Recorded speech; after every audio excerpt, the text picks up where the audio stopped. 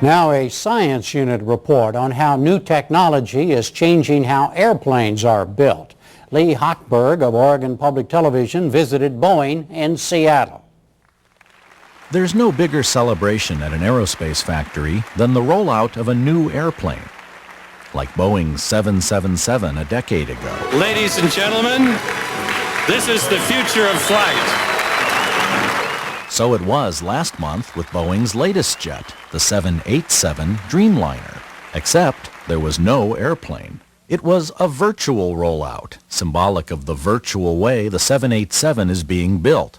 Boeing designers and engineers have created the jetliner on computer screens, and they say they worked the bugs out there. Enough so, says process engineer Simon Cook, that they don't need actual wings and wheels. They're not actually physically producing parts, and that's the important thing about this software is we're doing it all prior to doing physical parts. We're building it before we build it.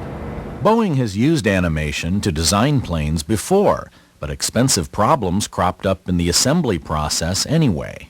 It wasn't until we practically had one of these in the factory and we were putting them together that you would actually say, hey, we've got a clash between this part won't fit, or the mechanic can't get in there to actually fit this part.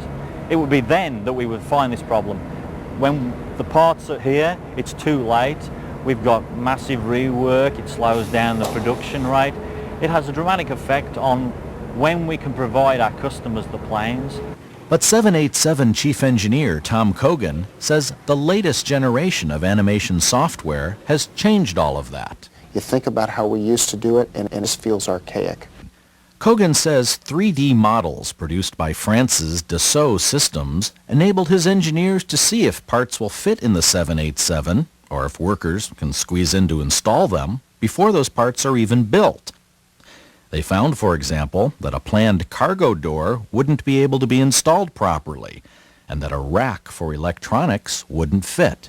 So you can see they've tipped the rack over and they're moving it out of position, and there it is hitting structure. Hitting those the top beams. Those top beams, right.